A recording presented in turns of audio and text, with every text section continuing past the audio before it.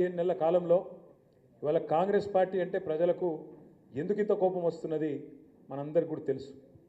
మీరు గమనించండి, ఇవాళటి వార్త నేను చెప్పేది నిన్నటిది కాదు, మొన్నటిది కాదు, మున్పటిది కాదు. ఈరోజు వార్త సరిగ్గా గత 48 గంటల్లో పోయిన 2 రోజుల్లో రాష్ట్రంలో 7 రైతులు ఆత్మహత్య చేసుకున్నారు. 7 48 గంటల్లో 7 రైతు ఆత్మహత్యలు.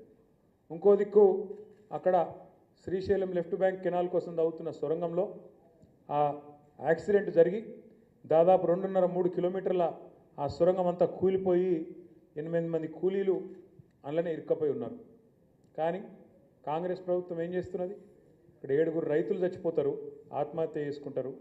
అక్కడ 8 మంది కూలీలు అలా ఇరుక్కపోయి ఉంటారు. కానీ ముఖ్యమంత్రి గారు ఎక్కడున్నారు?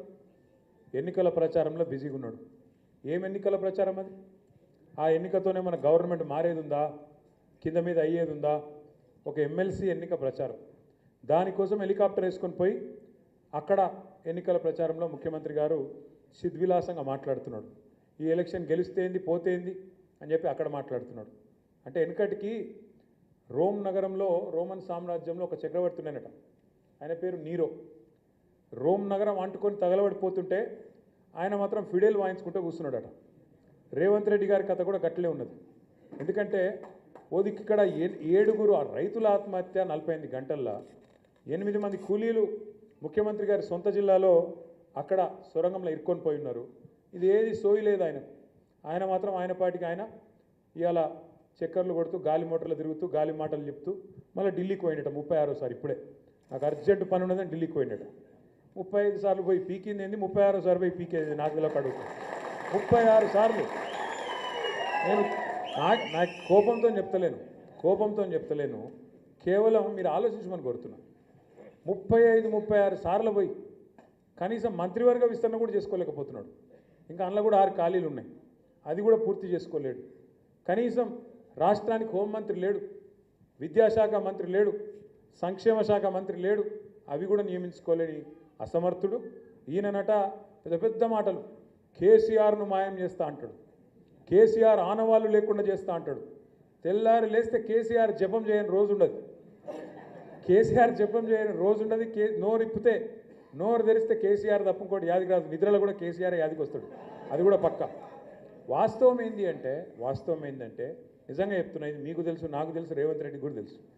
వాస్తవం ఏంటంటే నిజానికి రేవంత్ రెడ్డి గారు కూడా ఎలక్షన్లకు ముందు, అసెంబ్లీ ఎలక్షన్ల ముందు వాళ్ళ దగ్గర దోస్తులకు చాలామందికి చెప్పుకున్నాడు, ఈసారి మనం గెలుస్తలేము, మనకు 40 సీట్ల దాకా వస్తాయి, ఈసారి ప్రతిపక్షంలో ఉండాలి, గట్టిగా కొట్లాడాలి, కేసీఆర్ ఉన్న రోజులు మనం గెలవం, అటెన్గా చూసుకుందాం వచ్చే 5 ఏళ్ళకని చెప్పుకున్నాడు అందరికీ. కానీ ప్రజలు అడిమారి గుడ్డి దెబ్బలిగా తలిగింది, అట్లా లక్కీ లాటరీ తలిగింది. ఎందుకు నమ్మిండ్రు? ఏం నమ్మిండ్రు? ₹1,00,000 కేసీఆర్ ఆడపిల్ల పెళ్ళికి ఇస్తుంటే ఏం చెప్పిండి? కేసీఆర్ గారు ఇచ్చే 1,00,000 పెళ్ళి అయిపోయినాక వస్తుంది, పెళ్ళి అయిపోయి పిల్లలు పుట్టేటప్పుడు వస్తుంది. మీరు ఇట్లా లగ్నపత్రిక పెట్టుకోగానే ₹1,00,000తో పాటు తులం బంగారం ఇస్తా అని చెప్పి ఆడపిల్లల మనసు కొల్లగొట్టిండు. అట్లే రైతులకేం చెప్పిండు? రైతన్నలందరికీ కేసీఆర్ బిచ్చమేసినట్టు 10,000 ఇస్తుండు, నేను 15,000 ఇస్తా. కేసీఆర్ ₹1,00,000 మాఫ్ చేసిండు, నేను 2,00,000 మాఫ్ చేస్తా. కేసీఆర్ మాఫ్ చేయంగా మొత్తం లాభపడ్డోళ్ళు కూడా అర్జెంటుగా బ్యాంకు గురుకుండ్రి, ఊరికి మీరు 2,00,000 తెచ్చుకోండి, నేను వస్తూనే ఉన్నా, రాగానే ఎంబడే డిసెంబర్ 9 నాడు సంతకం పెట్టి రుణం మొత్తం మాఫ్ చేస్తా అన్నాడు. ఇలా రేవంత్ రెడ్డి గారి ప్రభుత్వం వచ్చి ఒక 450 రోజుల దాకా అవుతా ఉంది. 450 మంది రైతులు రోజుకొక్కరు చొప్పున చచ్చిపోయారు ఈరోజు వరకు ఆత్మహత్య చేసుకొని.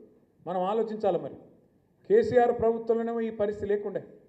కేసీఆర్ ప్రభుత్వంలో మనం చెప్పుకున్నాడు కాదు, కేంద్ర ప్రభుత్వం పార్లమెంట్లో చెప్పింది, రైతు ఆత్మహత్యలు భారతదేశంలో అత్యధికంగా తగ్గించింది కేసీఆర్ ప్రభుత్వం, తెలంగాణ రాష్ట్రం అనే మాట మనం చెప్పుకున్నాడు కాదు, కేంద్రం ప్రభుత్వం పార్లమెంట్లో చెప్పిన మాట. మళ్ళీ ఒక్కసారి ఆత్మహత్యలు ఎందుకు చాలైనాయి? ఏం జరుగుతున్నది? ఇది కాలం తెచ్చిన కరువా, కాంగ్రెస్ తెచ్చిన కరువా? మనం అర్థం చేసుకోవాల్సిన అవసరం ఉంది. కేవలం కేసీఆర్ మీద కోపం, కేసీఆర్ ఆనవాళ్ళు ఉండొద్దనే ఒక ఆరాటం, దాంతో ఇవాళ మేడిగడ్డ కాళేశ్వరంలో 3 రిజర్వాయర్లు, 19 పంప్ హౌజులు, 19 3 బ్యారాజులు, 19 రిజర్వాయర్లు, అదేవిధంగా 21 పంప్ హౌజులు. ఇట్లా కాళేశ్వరం అంటే ఎక్కడో అక్కడ గోదావరిల కింద 80 మీటర్ల మీద ఉండే కాడ నుంచి హైదరాబాద్ దగ్గర, హైదరాబాద్ నెత్తి మీద కుండబెట్టినట్టు 618 మీటర్లకు పైకి అప్పుడెప్పుడో శివుడు గంగను కిందికి దించిండట.